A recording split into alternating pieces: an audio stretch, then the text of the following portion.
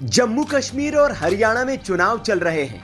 झारखंड और महाराष्ट्र में चुनाव होने हैं। चारों राज्यों में कांग्रेस सत्ता में आने का दावा कर रही है, लेकिन जिन राज्यों में वो सत्ता में हैं, वहां उसके लिए हालात ठीक नहीं है। कर्नाटक में भ्रष्टाचार के आरोपी सीएम सिद्धारमैया के खिलाफ केस दर्ज हो चुका है। विपक्ष इस्तीफे की मांग कर रहा है। वहीं हिमाचल में भी बिगड़े आर्थिक हालात ने सरकार की किरकिरी कर रखी है। इन्हीं सब के बीच राज्य में संजौली मस्जिद विवाद और नेम प्लेट विवाद ने भी कांग्रेस को असहज कर दिया है। बीजेपी के भारी विरोध के बीच कांग्रेस ने भी इन मुद्दों पर बीजेपी के साथ सहमति जताते हुए सीएम योगी वाली लाइन लेने की कोशिश की है। कांग्रेस आला कमान से अलग चलते हुए राज्य सरकार के मंत्री विक्रमादित्य सिंह ने केंद्रीय नेताओं की मुश्किलें बढ़ा रखी है। मस्जिद का विवाद हो या फिर नेम प्लेट वाला फरमान, कांग्रेस की विचारधारा से अलग राह अख्तियार करते हुए विक्रमादित्य सिंह ने बीजेपी की लाइन पकड़ ली है। हालांकि कांग्रेस आला कमान ने विक्रमादित्य सिंह को दिल्ली तलब कर फटकार भी लगाई, लेकिन विक्रमादित्य है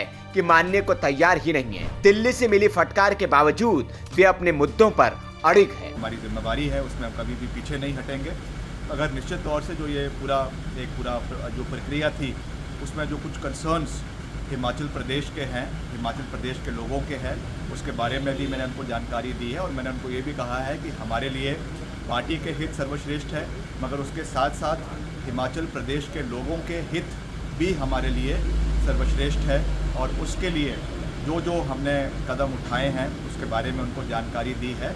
और जो कानून इसमें ऑलरेडी इन प्लेस है वेंडिंग के, चाहे वो सुप्रीम कोर्ट के डायरेक्टिव्स है, हाई कोर्ट के डायरेक्टिव्स है, 2014 का कानून बना हुआ है, उसके बारे में भी हमने उनको जानकारी दी है कि ये सब चीज़ें पहले से चली हुई है, प्रक्रियाएं हैं, उसको एक स्ट्रीमलाइन करके आने वाले समय में अब एक कमेटी भी बनी है विधानसभा के अध्यक्षता में, अध्यक्ष के नेतृत्व में, जिसमें बहुत से हमारे विपक्ष के विधायक भी है, कांग्रेस के विधायक भी है और मंत्री भी है। तो वो सब बैठ के उसमें चर्चा करेंगे कि कैसे हमने इन सब चीज़ों को देखना है, तय बाज़ारी को देखना है, वेंडिंग को देखना है, ताकि हिमाचल के लोगों के कंसर्न्स को एड्रेस किया जाए।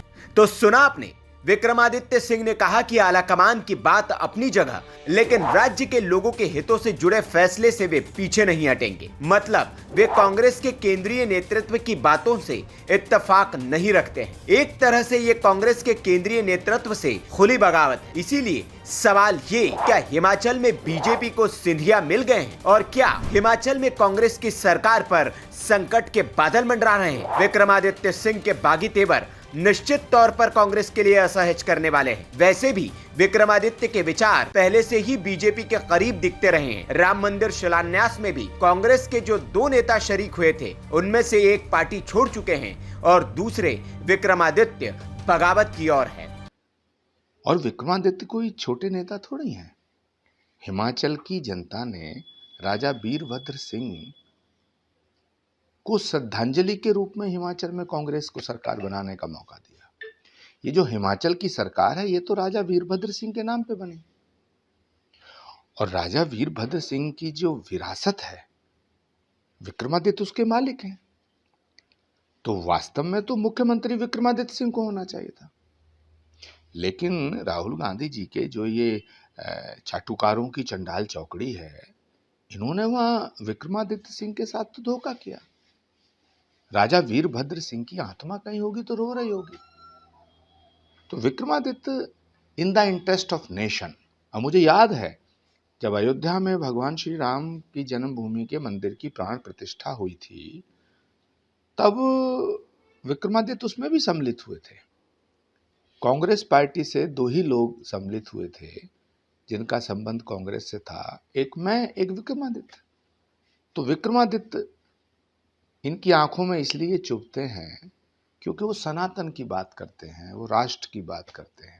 जाहिर है तीस भी यही है। पिता की जिस विरासत को महारानी या बेटा संभालना चाहता था, कांग्रेस ने उसे छीनकर सूबे को एक नया सीएम दे दिया। विवाद यही से शुरू हुआ है और बगावत का बीज भी यही से डला है, जिसे खाद पानी देकर बीजेपी बड़ा वृक्ष बनाने में जुट गई है। Bureau report, VK news.